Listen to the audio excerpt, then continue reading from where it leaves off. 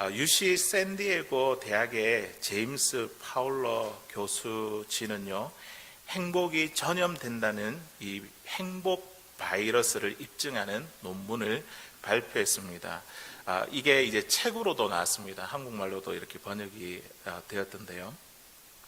이 논문에서 행복은요, 평균 3사람까지 이렇게 건너서 영향을 미친다고 합니다.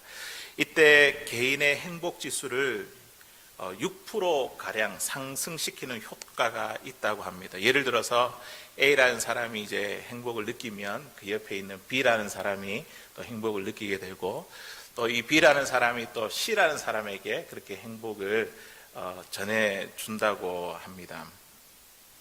인간관계가 가까울수록 그 효과는요, 더 커졌습니다. 친구가 행복하면 내 행복 지수가 10% 정도가 올라가지만 내 곁에 있는 친구, 바로 옆에 있는 그 친구가 행복하면 그 수치는 평균 15% 이렇게 올라갔습니다. 그런데 그 친구가 불과 나와 사는 그 지역에서 한 10마일 정도 가깝게 있으면 그 행복의 증가폭이 무려 42%나 되었습니다. 이와 같이 이 행복은요, 전염성 있는 바이러스와 같습니다. 저는 이제 이 연구 결과를 보면서 목회자가 참 행복해야 하겠구나, 이제 이런 생각을 갖게 되었습니다. 제가 행복해야지 우리 성도님들도 행복하고, 또 우리 성도님들이 행복해야지 가정이 행복하고 일터가 행복할 것이 아닙니까? 저와 여러분이 행복해야 우리의 배우자와 또 자녀들, 형제들, 부모들이 행복해야 할 줄 믿습니다. 오늘 읽은 말씀 속에 보면 행복 바이러스에 감염된 그 한 사람을 만나게 됩니다. 그 사람은 바로 사도 바울입니다. 지금은 비록 추운 이 로마 감옥 가운데 제수의 신세로 있지만, 이 빌립보 교인들에게 이 사랑의 편지를 쓰면서 주 안에서 기뻐하라, 그 기뻐하라, 이 기쁨에 대해서 무려 16번이나 반복하며 기쁨을 전했습니다. 그가 기쁘지 않는다고 한다면 어떻게 다른 사람들에게 이 기쁨을 전할 수 있겠습니까? 바울은 누가 뭐라고 하더라도 기쁨이 충만한 사람이었습니다. 그는요, 기쁨을 주시는 예수님으로부터 행복 바이러스에 감염되었기 때문입니다. 바울이 행복하니 이 빌립보 이 편지를 받고 있는 이 성도들도 행복할 것이고, 또 오늘 이 말씀을 읽고 나누는 저와 여러분들에게도 이 행복이 전해질 줄 믿습니다. 바울에게 기쁨과 만족 그리고 행복으로 이끄는 것이 무엇인지 오늘 이 제목이 행복 바이러스입니다. 행복 바이러스라는 제목으로 말씀의 은혜를 나누기를 원합니다. 첫 번째로 이 행복 바이러스는요, 만족입니다. 오늘 본문 11절에 있는 말씀인데요, 우리 같이 한번 읽어보도록 하겠습니다. 시작. 내가 궁핍함으로 말하는 것이 아니라 어떠한 형편에든지 나는 자족하기를 배웠노니. 아멘. 바울이 지금 행복한 이유에 대해서 뭐라고 이야기하고 있습니까? 빌립보 교인으로부터 경제적인 후원을 받았기 때문에 행복하다는 것이 아닙니다. 나는 어떠한 형편에 있든지 자족하는 것을 배웠기 때문에 행복하다, 그렇게 고백하고 있습니다. 경제적인 후원을 받거나 혹은 받지 못한다 하더라도 상관없이 행복하다는 것이죠. 어떻게 보면 이 문장만 보면 빌립보 교인들이 좀 섭섭해할 수 있을 것 같습니다. 이렇게 경제적으로 후원해 주는데 상관없이 행복하다, 이렇게 이야기를 하니까요. 하지만 이 바울의 의도는 어디에 있냐면 예수님으로 인해 어떤 형편에 있든지 행복하다는 그 이야기를 하고 싶은 것입니다. 여기에서 자족하다는 이 말의 뜻은요, 스스로 넉넉하게 하다 혹은 충분하게 여긴다는 그 뜻을 가지고 있습니다. 넉넉하고 충분하기에 이 바울의 자신의 삶에 만족이 있다는 것이죠. 로마의 추운 감옥 속에서 제수의 신분으로 죽을 날만을 그렇게 기다리고 있는 사람에게 무슨 만족이 있겠습니까? 음식도 부족하고 옷도 부족하며 생활하는 모든 것이 다 부족할 것입니다. 그런데 바울은 오늘 뭐라고 이야기합니까? 어떠한 형편에 있든지 넉넉하다, 충분하다며 행복해하고 있습니다. 사랑하는 성도 여러분, 만일 저와 여러분이 이 바울의 형편과 같다면 우리는 자족할 수 있겠습니까? 내 형편이 넉넉하다, 충분하다며 만족할 수 있겠습니까? 인간적으로 볼 때 빈곤하고 부족함을 느끼는데 이 기쁨과 행복을 누리기란 참 쉽지 않을 것 같습니다. 바울이 감옥 속에서도 이처럼 행복할 수 있었던 것은 만족이라는 마음의 태도 때문입니다. 환경에 지배받지 않는 사람, 주어진 환경에 만족하는 사람이 행복하다는 것이죠. 어떠한 형편에 있든지 모든 상황을 하나님께서 주신 그 은혜로 해석하는 것입니다. 가난하고 힘든 상황에서도 하나님께 감사하는 사람, 그 사람이 행복한 사람이죠.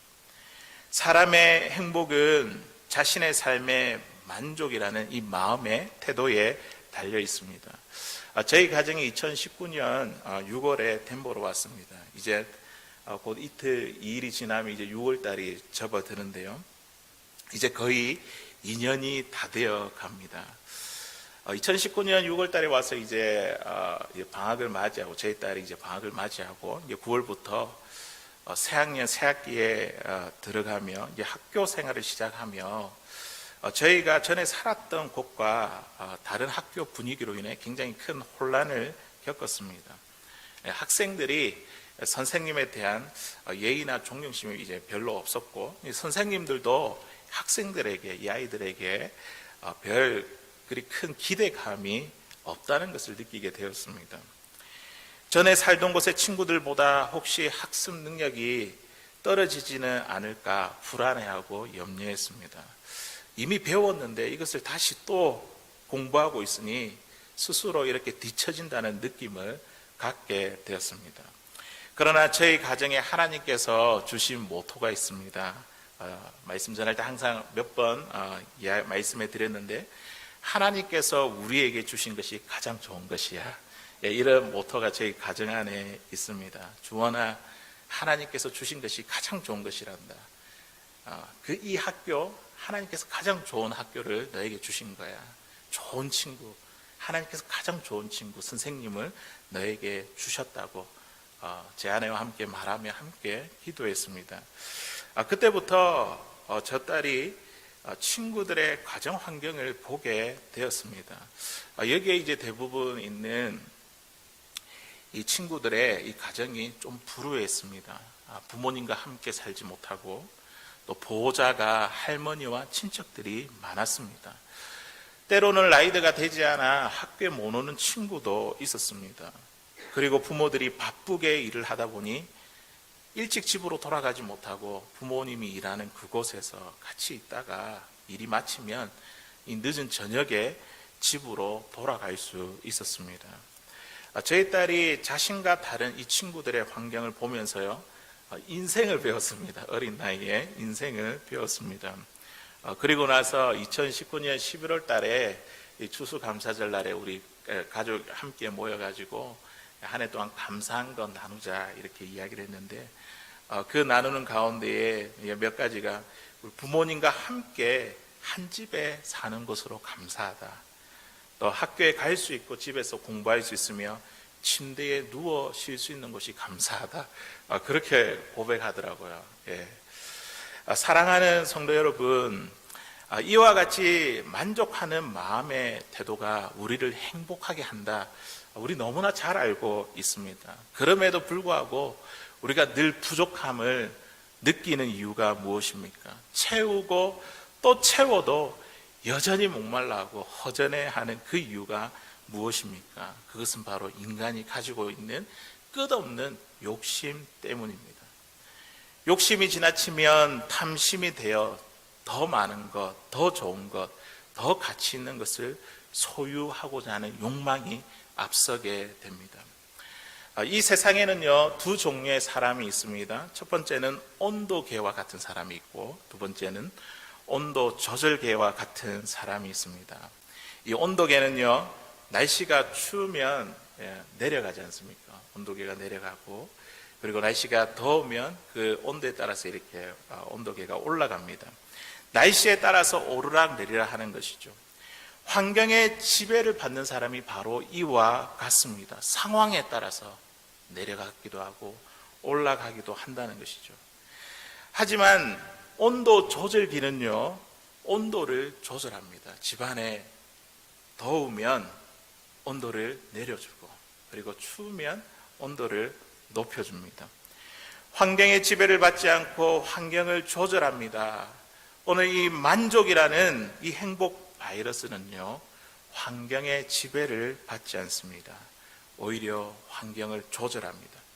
어떠한 형편에 있든지 조절하기 때문에, 그 만족 때문에 어떠한 형편에 있든지 만족할 수 있습니다.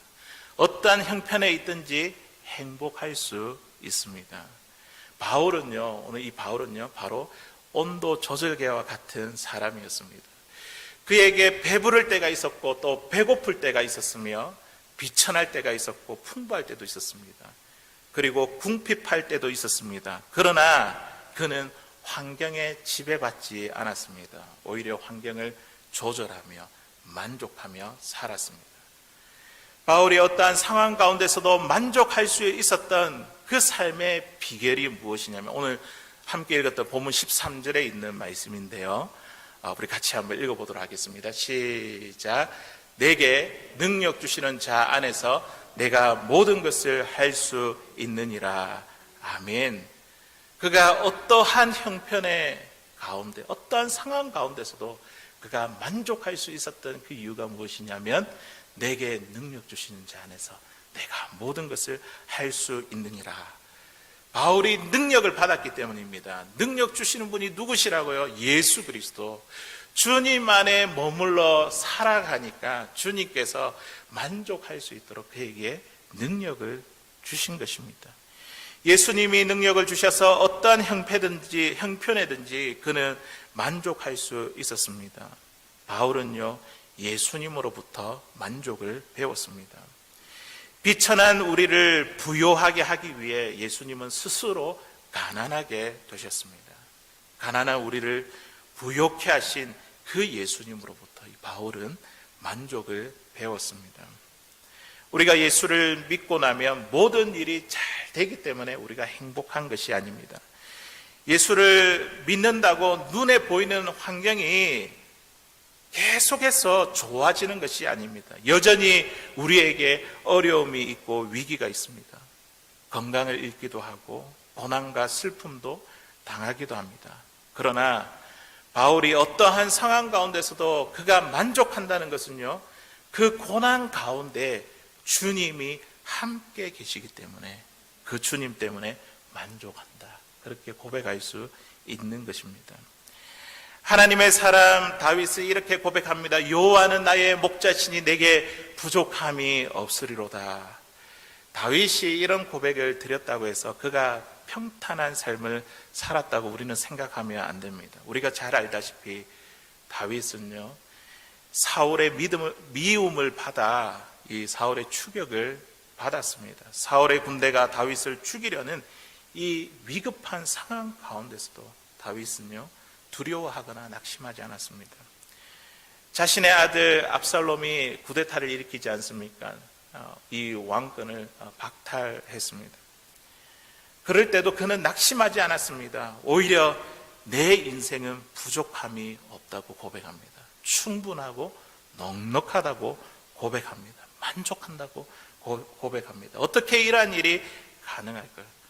내 삶의 목자가 되시는 주님께서 다윗 자신과 함께 계심을 믿었기 때문입니다. 사망의 음침한 골짜기를 다닌다 할지라도 전능하신 하나님께서 자신과 동행하심을 믿었기 때문에, 확신했기 때문에 그는 부족함 없이 만족한 삶을 살았던 것입니다. 다윗의 삶의 자리는 죽음의 공포가 가득했지만 주님이 항상 그와 함께 하셨기 때문에 그는 만족했던 것입니다. 사랑하는 성도 여러분, 우리의 상황이 힘들다고 해서 비관하거나 낙심할 필요가 없습니다. 좀 배부르고 풍부하다고 해서 또 교만할 필요도 없습니다. 우리는 어떠한 형편에 있든지 나에게 능력 주시는 분이 계시고 그분이 나의 목자가 되심을 믿고 동행하심을 믿을 때에 저와 여러분은 만족할 수 있습니다. 오늘 이 말씀을 통해 바울에게 있었던 이 만족이라는 이 행복의 바이러스를 이것을 얻고 돌아갈 수 있기를 바랍니다. 어떠한 형편에도 만족할 수 있는 행복한 우리 사랑하는 성도님들 다 될 수 있기를 주의 이름으로 간절히 소원합니다. 두 번째로 이 행복 바이러스는 나눔입니다. 나눔. 우리 본문 15절에 있는 말씀인데요, 우리 같이 한번 읽어보도록 하겠습니다. 시작. 빌립보 사람들아, 너희도 알거니와 복음의 시초에 내가 마게도냐를 떠날 때에 주고받은 내 일에 참여한 교회가 너희 외에 아무도 없었느니라. 아멘. 빌립보 교회에 가요. 바울이 전도 여행으로 이래 마게도냐를 떠나게 될 때에 경제적인 이 후원에 참여한 교회였습니다. 바울은요, 이 경제적인 후원에 참여한 이 빌립보 교회를 두고 너희 교회밖에 없었다며 고마워하고 있습니다. 주고받은 일이라는 것은 이 빌립보 교인들이 바울에게 주었던 이 경제적인 후원뿐만이 아닙니다. 바울은요, 날마다 그들에게 이렇게 편지로 또 말씀으로 영적인 필요를 그들에게 제공했습니다.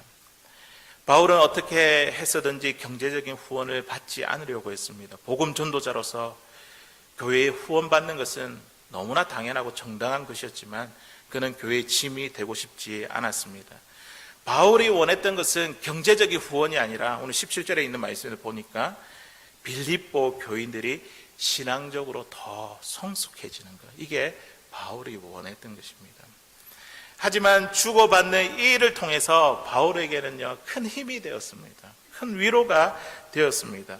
자신의 괴로움에 참여했다며 잘했다고 칭찬했습니다. 14절 말씀이죠. 그러나 너희가 내 괴로움에 함께 참여하였으니 잘하였도다. 그리고 복음 전도자를 돕는 것이 하나님이 받으실 향기로운 제물이랍니다. 자기에게 한 것이 아니라 하나님께 한 것이라 그렇게 칭찬합니다. 사랑하는 성도 여러분, 주고받는 이 나눔 속에 행복의 비밀이 있는 줄 믿습니다. 경제적으로 바울을 도왔던 빌립보 교인도 행복했고 도움을 받은 바울도 큰 위로와 힘을 얻어 행복했습니다. 바울은 빌립보 교인들을 위해 더 힘써 사랑으로 말씀을 전했습니다. 나눔은 행복 바이러스입니다. 주고받는 나눔 속에 서로에게 큰 행복이 전달되었습니다. 제가 한국에서 이제 미국으로 유학을 올 때에 제일 마지막 교회가 이제 부산에 있는 제일용도 교회였는데, 그곳에서 제가 늘푸른 대학이라는 이 노인대학을 한 1년 정도 섬겼습니다. 제가 이제 유학을 오게 되었을 때에 그 성도님들로부터 3년 동안 매달 후원을 받게 되었습니다. 교회에서 따로 뭔가 예산을 책정해가지고 제가 후원을 받은 것이 아니라 그 중에서 자원하는 분들을 이렇게 모아가지고 한 달에 한 30만 원씩 이렇게 통장으로 붙여 주시더라고요. 수입이 없는 저에게 이 30만 원이 정말 큰 돈이죠. 그리고 그것보다도 제 마음이 더 감동스러운 것은 무엇이냐면 그 자원하는 마음으로 한 분이 만 원씩 이렇게 걷어가지고 이 30만 원을 모아서 저에게 매달 3년 동안 그렇게 붙여주시는 것입니다. 예.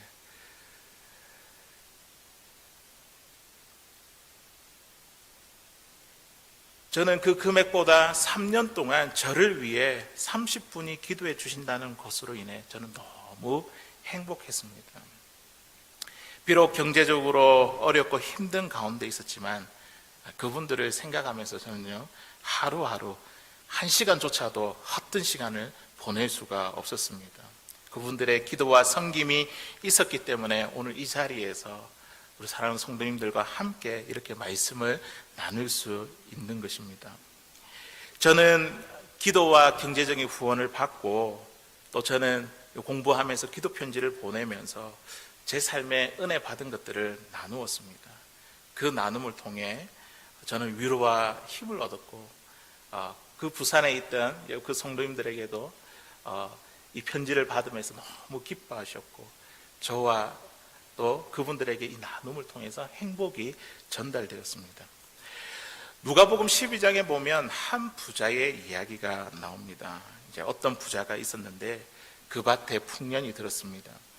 전에 가지고 있던 이 창고로는 도저히 그 많은 곡식을 다 저장할 수가 없었습니다. 그래서 생각했습니다. 옳지, 이번 기회에 이 창고를 헐어버리고 더 크게 짓자. 그리고 내 모든 곡식과 소유를 그곳에 다 쌓아두리라. 그렇게 했습니다. 그러면서 자기 마음에 말하는 것이 무엇이냐면 여러 해 쓸 물건들을 많이 쌓아두었으니 이제는 평안히 쉬고 먹고 마시고 즐기자. 그렇게 말했습니다. 하나님께서 이 부자에게 이렇게 말씀하셨습니다. 이 어리석은 자여, 오늘 밤에 내 영혼을 도로 찾으리니 그러면 내 준비한 것이 누구의 것이 되겠느냐. 그렇게 말씀하셨습니다. 부자는 이렇게 많은 것을 가지고 있으면 여러 해 동안 즐길 수 있을 걸로 그렇게 생각했습니다. 인생의 마지막을 생각한다면 창고에만 물건을 쌓아두고 그렇게 살아가는 것, 그것이 행복이 아니라 참 하늘의 창고에 아무것도 쌓아두지 않는 이 인생이야말로 참 불행한 인생이 아닌가, 그것을 보여주고 있습니다. 많은 것을 가지고 자신만을 위해 쌓아둔다면 이것은 축복이 아닙니다. 오히려 그것을 지키기 위해 더 많은 에너지를 써야 되고 걱정과 근심 가운데 살아야 합니다. 많이 소유해도 나누지 못하면 불행한 인생이 되고 만다는 것이죠. 행복은 소유에 있는 것이 아니라 내가 가진 것, 없는 것 가운데서도 내가 다른 사람들과 나눌 때에 그 속에 진정한 행복이 있습니다.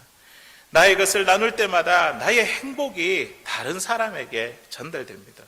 사도행전 20장 35절에 보니까요, 이 작별 인사를 하면서 이 바울이 에베소 장로들에게 권면하는 말씀이 있습니다. 우리 같이 한번 읽어보도록 하겠습니다. 시작.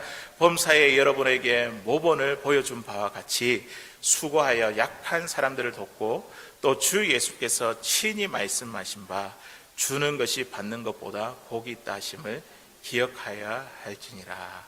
아멘. 바울이 에베소 장로들과 헤어지면서 그들에게 권면했던 것이 무엇이냐면 주는 것이 받는 것보다 복이 있다. 주는 것이 받는 것보다 더 행복한 삶이다. 만족한 삶이다. 그 예수님의 말씀을 전했습니다.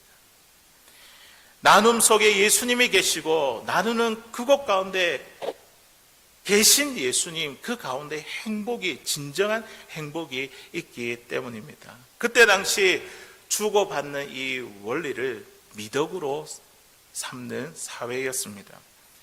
내가 주면, 이 주고받는다고 했을 때에 그 미덕이 무엇이냐면 내가 주면 돌려받을 것을 생각하고 주고받는다는 것이죠.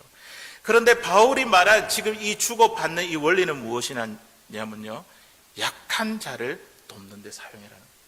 가난한 자를 돕는 데 사용해라는 겁니다. 내가 줄 때 아무것도 보답받을 수 없는 그 사람에게 섬기고 도우라는 권면의 말씀입니다. 내가 복음을 값없이 받았듯이 보상을 바라지 말고 주라는 가르침이죠. 약한 자들과 함께 나눌 때에 진정한 행복이 있습니다. 사랑하는 성도 여러분, 우리가 많이 소유했다고 행복한 것이 아닙니다. 오히려 이 많은 소유를 지키기 위해 에너지, 힘을 낭비합니다. 빼앗기지 않아야 하는 걱정과 근심으로 불행한 삶을 살아가게 됩니다. 내 삶에 경제적인 여유가 없다 하더라도 우리가요, 어려움에 있는 우리의 지체들에게 나누는 삶을 살 때에 그 속에 진정한 행복이 있다는 것이죠. 그러므로 우리가 선교사님들을 위해 혹은 복음 전도자를 위해 가난한 자들을 돕는 일에 후원하고 기도하는 일에 소홀해서는 안 되겠습니다. 빌립보 교회의 이 경제적인 후원이 하나님이 받으시는 향기로운 제물이 되었고 또 하나님이 기뻐하시는 예물이 되었습니다. 바울은요, 이 주고받는 이 나눔을 통해서 참 행복을 누렸습니다. 사랑하는 성도 여러분, 저와 여러분들도 주고받으며 나누어 참 행복을 누릴 수 있는 우리 성도, 우리 교회, 우리 가정들 다 될 수 있기를 주의 이름으로 간절히 소원합니다. 이제 마지막으로 이 행복 바이러스를 가진 자에게 주시는 하나님의 복이 있습니다. 어떤 복을 얻게 되냐면 채움의 행복을 얻습니다. 하나님께 다 채워주신다 합니다. 우리의 삶에 만족하고 그리고 나누며 하나님 다 채워주신다 하십니다. 우리 본문 19절에 있는 말씀 우리 같이 한번 읽어보도록 하겠습니다. 시작. 나의 하나님이 그리스도 예수 안에서 영광 가운데 그 풍성한 대로 너희 모든 쓸 것을 채우시리라. 아멘. 어떠한 형편에 있든지 만족하고 나누는 사람에게 하나님께서 주시는 복이 있습니다. 그것이 바로 채움의 행복입니다. 나의 것을 나누면 없어지는 것 같고 줄어들어 없어지는 것 같지만 이 영적인 원리는요, 비어 있는 곳에 하나님이 다시 채워 주십니다. 빌립보 성도들이 부유해서 가진 것이 많아서 바울을 후원한 것이 아닙니다. 오늘 바울이 보십시오. 기도할 때에 빌립보 성도들을 위해 기도할 때에 너희 모든 쓸 것을 채우시리라 이렇게 기도한 것은 이 빌립보 교인 역시도 부족한 형편 가운데 바울을 도왔다는 것입니다. 그래서 바울은 기도합니다. 빌립보 성도들이 경제적인 후원으로 자신의 필요를 채워준 것 같이 풍성하신 하나님께서 그들의 모든 필요를 채워주십시오. 모든 필요를 채워주실 것을 그렇게 강구했습니다. 우리 하나님은요, 영광 가운데 풍성한 대로 쓸 것을 채워주시는 분이십니다. 바울의 기도 속에 하나님의 크고 위대하신 부요하심을 보여줍니다. 우리 하나님은 궁핍함도 비천함도 없습니다. 하나님의 부요하심이 영광 가운데 나타나 빌립보 성도들의 필요를 넘치도록 채워주실 것입니다. 이 하나님이 저와 여러분의 하나님이 되니 이 얼마나 행복합니까? 열왕기상 17장에 나오는 이 사르밧 가부를 보십시오. 양식이라고는 한 끼 식사밖에 남지 않는 어려운 상황이었습니다. 하지만 엘리야 선지자가 떡 한 조각을 요구했을 때에 그는요, 마지막 남은 이 한 움큼의 가루와 기름으로 떡을 만들어 하나님의 이름으로 이 선지자를 대접했습니다. 어떤 일이 일어났습니까? 가뭄이 끝나는 날까지 3년 6개월 동안 가루와 기름이 떨어지지 않았습니다. 부요하신 하나님께서 이 사르밧 가부에 쓸 것 모든 필요한 것들을 다 채워주셨습니다. 요한복음 6장에 나오는 이 오병이의 이 사건도 보십시오. 베세다 광야의 한 어린아이가 자신의 도시락 보리떡 5개, 물고기 2마리 이 한 끼를 주님께 아낌없이 바쳤을 때에 5,000명이 먹고 12광주리가 되는 이 오병이의 기적이 일어났습니다. 하나님이 채우십니다. 어떠한 형편에든지 우리가 만족하고 궁핍한 가운데서도 우리가 나누며 살아갈 때에 하나님은요, 우리의 필요한 것, 우리의 쓸 모든 것을 다 채워주시는 분이십니다. 싸울 것 없이 부어주시는 이 하나님의 체험을 경험할 수 있는, 이 체험의 행복을 경험할 수 있는 우리 사랑하는 성도님들 다 될 수 있기를 바랍니다. 마태복음 6장 33절에 있는 말씀입니다. 우리 같이 한번 읽어보도록 하겠습니다. 시작. 그런즉 너희는 먼저 그의 나라와 그의 의를 구하라. 그리하면 이 모든 것을 너희에게 더하시리라. 우리 주님께서 약속하셨지 않습니까? 그의 나라와 의를 구하면 모든 것을, 우리의 필요한 모든 것을 다 채워주시겠다고 그렇게 약속하셨습니다. 우리가 먼저 자신을 위하지 않고 어느 형편에 있든지 만족하고 하나님의 나라를 위해 나누는 인생을 살다 보면 하나님이 우리 인생을 책임져 주시겠다는 것이죠. 모든 필요를 채워주시겠다는 거죠. 이 체험의 행복을 누릴 수 있다는 것입니다. 이제 이번 주 토요일부터 우리 교회에 이제 청소년 썸머 캠프를 시작합니다. 학생들에게 이 썸머 캠프 기간 동안 수업료가 하나도 없습니다. 하나님께서 주신 재능을 가지고 청소년들에게 나누어 봉사합니다. 헌신해 주신 거죠. 이 사실을 알고 신문사에서도 광고료를 50%를 할인해 주었습니다. 그리고 많은 분들이 관심을 가지고 또 교회로 연락해 주었습니다. 하나님의 채우심을 경험하고 있습니다.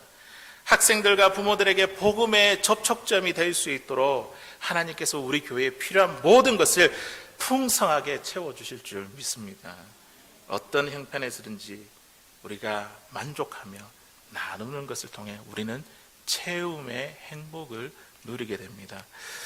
사랑하는 성도 여러분, 만족과 나눔이 있는 삶에 하나님께서 풍성하게 채워주십니다. 하나님께서 채워주시는 이 삶이야말로 진정한 행복을 누리는 삶인 줄로 믿습니다. 행복은 바이러스와 같습니다. 바울의 행복이 빌립보 교인들에게 전달되었고 또 빌립보 교인들의 행복이 바울에게 전달되었습니다. 그리고 오늘 이 시간에 이 바울이 전하는 이 말씀을 우리가 듣고 읽고 듣는 우리가 행복을 얻게 되었습니다. 행복 바이러스는 만족입니다. 그리고 나눔입니다. 만족과 나눔을 통해 하나님이 채우시는 행복을 얻게 됩니다. 우리 모두가 오늘 말씀을 통해 행복 바이러스에 감염이 되었습니다.